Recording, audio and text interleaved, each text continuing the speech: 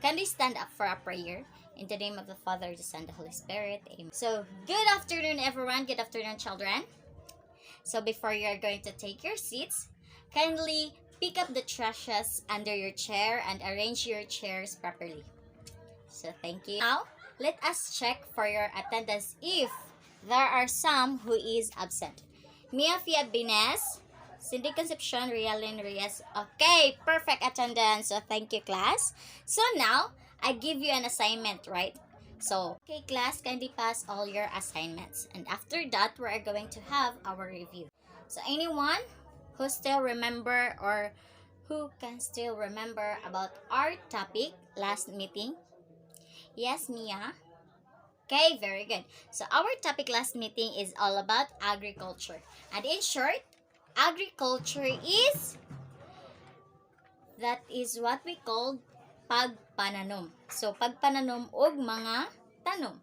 Like mga ornamental ba or kanang mga gulay or kanang mga needs na to adlaw-adlaw. So mao na siya pagpananom og mga palay, mga mais, mga rice, ingon ana. So, mo na siya ang agriculture. So, thank you, Mia. So, now, let us go with our motivation. So, kindly stand up, please, for our motivation this afternoon. Everyone, kindly stand up so you have your energy throughout our lesson for this afternoon. So, our energizer or our motivation this afternoon is we are going to sing a song. The title of our song is Old MacDonald. So I think all of you is very familiar with this because this is a children's song, right? Ready? Sing! Old MacDonald had a farm, E-I-E-I-O. And on his farm he had some ducks, E-I-E-I-O. When you quack quack here and you quack quack there, here quack, there quack, everywhere quack quack. Old MacDonald had a farm, E-I-E-I-O. Old MacDonald had a farm, E-I-E-I-O. And on his farm he had some cow, E-I-E-I-O. When you moo-moo here and you moo-moo there, here moo, there moo, everywhere moo-moo. Old MacDonald had a farm, E-I-E-I-O. And old MacDonald had a farm, E-I-E-I-O. And on his farm he had some hens, E-I-E-I-O. When you cluck cluck here and you cluck cluck there, here cluck, there cluck, everywhere cluck cluck. Old MacDonald had a farm, E-I-E-I-O. So very good. So from the song that we sang, so any one of you who knows about the different animals present in the song? Yes, Rialyn? Yes, very good. So the animals that are present in the song is or are the ducks, hens, and the cows. So very good. Now, any one of you who has an idea of what was our discussion or our lesson for this afternoon? Yes, Cindy? Yes, very good. It's all about a livestock production all or animal raising. Since you already have an idea of what was our topic for this afternoon, and it's all about a livestock production. So, I am going to show you the meaning of the livestock. So, here is the meaning of the livestock. So, the livestock is these are domesticated animals raised in an agricultural setting to provide labor and produce commodities such as meat, eggs, milk, fur, leather, and wool. Kani siyang livestock, mao ni siya ang pagbuhi og mga hayop. So sama anang mga hayop nga naa sa inyo hadrang area like anang kanding, kabaw, baka, manok og unsa pa na dira. So ang kani siyang livestock, pwede po ni siyang pwede pong ara mo magkuha og pangkonsumo ninyo or pwede po ninyong mabaligya ang kanang mga hayop nga inyohang gipadako ara sa inyo habalay. So nakasabot ra mga bata og unsa na ang livestock? Okay, very good. So now, let us go further with our discussion. It is about an animal raising or the livestock. So, unsa maning animal raising? So, animal raising, it is taking care of animals like katong ako giingon ganiya sa inyo, katong chicken, pig, cow, rabbit, goat, kanang inyong kabaw. So, ug unsa pa na dira nga mga hayop nga gipadako sa inyohang area. Why do people raise animals? Nga pwede ra man ang pasagdaan, di ba? Pwede ra pong dili ka magbuhi og mga animals. So, tagsa-tagsa sa ato kay na ay rason nganong nagbuhi og mga hayop. So karon kay atong hibaw-an og nganong ang mga tao nagbuhi og mga hayop.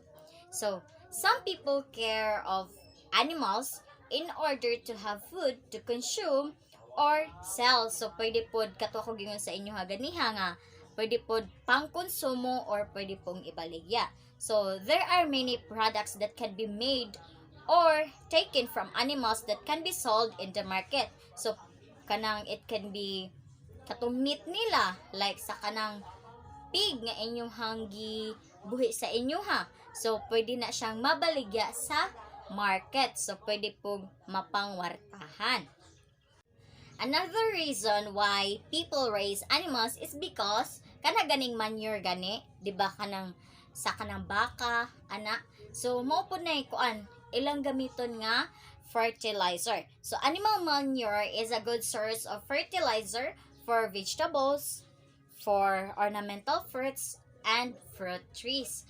Kanang pwede pong ma-fertilizer sa inyuhang mga tanom ara sa balay. So mao po nang usa ka rason nganong nag-raise og animals ang mga tao. Raising animals dili lang kay puro ra advantage mi atong makuha gikan sa ilaha or puro ra benefit. So napo ni hazard nga ma-produce ang animal sa ato ang mga tao. So ang usa ana kay ang pollution. So unsa man ang pollution kanang sa hangin, di ba? So ikaduha kay infection and diseases, kanang usahay sila hinungdan sa kanang mga sakit-sakit like kanang pangaguron baka tungod sa ihi sa kanang baboy ana if wala kay kanang butanganan or wala kay paagasanan sa hugaw nila. Then ang ikatulo kay kanang fly and insect infestation, kanang mga langaw, di ba, manugpa man na siya sa kanang tai sa kanang hayop nya maadto sa pagkaon. So mao nang kanang magkasakit ang mga tao or naa sila makuha nga sakit gikan ato nga hayop nga katong gikan sa tai sa kanang hayop nya mutugpa pod are sa atong pagkaon. So makakos siya og infection or disease sa ato. If there are hazard that are caused by animals, so naa pod na siya ways on how to prevent those hazard. So first is put a septic tanks for proper disposal of animal waste. So mata ko gyud ganiya sa inyo ha, katong septic tank nga pwede adto ra mapundo ang katong hugaw sa kanang usa ka hayop. Nya ang ikaduha kay establish housing of animals far from houses and the neighborhood. So kanang inyoha silang buhatan og kanang balay-balay ba para kapasilungan nga kanang layo sa inyohang kuan sa inyohang balay pod sa inyohang silingan. Kay if duol man good, so ang baho niya kanang especially sa baboy kanang dili ninyo dili ninyo malimpyuhan, so mahanggap sa inyong tagbalay niya maunang mo reklamo na lang. So mas maayo nga if magbuhat mo og balay sa inyong mga hayop parehaan ng namoy pegiri, mas maayog layo gud sa silingan kay aron dili nila mahanggap ang kanang baho sa kanang tai sa baboy.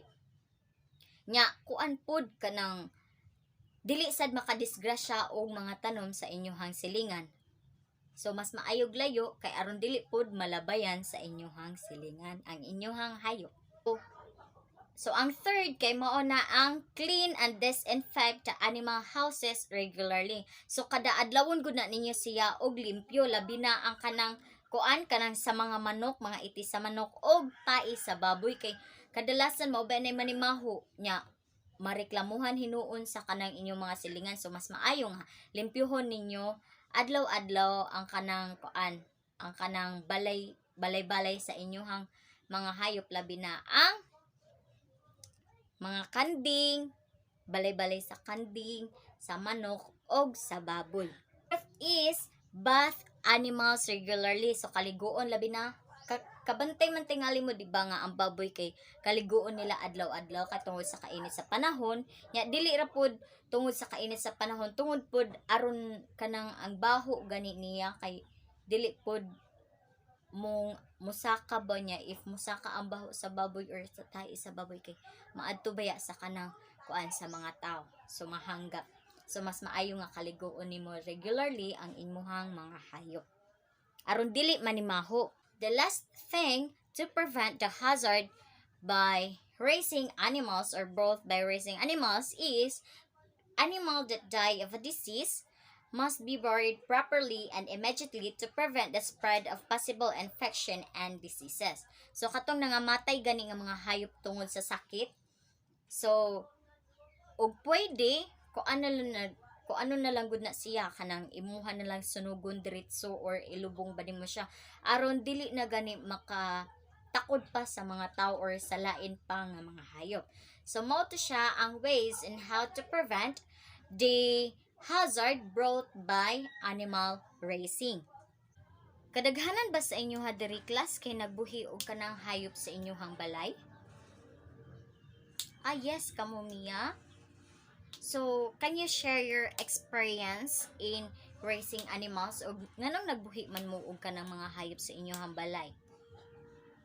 O ingon pa ni Mia, mao daw ko nung nagbuhi sila og hayop sa ilaha kay para pod matustusan ang ilahang pag-eskwela kay pwede man to nilang mabaligya ang ilahang mga hayop. So, very good. So, nindot pod na siya nga rason nung anong magbuhi ta og mga hayop sa atoa aron pod maka-provide ta sa atong mga needs adlaw-adlaw. So, thank you Mia sa pag-share. So, class, in general, it is very important to know the right way in raising animals so that we can make sure that the animals that we raise is healthy, nga wala sila sakit-sakit, and also knowing and how to prevent hazard caused by animals is very important so that we can avoid and at the same time we can be safe while dealing with the animals that we raise at home. So do you understand, class? Now that we are done with our discussion, and our discussion is all about a livestock or the animal raising. So let us have an assessment to test your knowledge if namidaw ba jud mo sa ato ang discussion ganiha. For your assessment, write the different animals that you raise in your area and classify them accordingly if it is two-legged animals, four-legged animals, and non-legged animals. Answer the follow-up question also. Why is it important to have a proper way in raising an animals? For your assignment, in your area where you lived, interview two persons who raised animals and ask them their reason why they raised animals, and let them sign or have their signature proof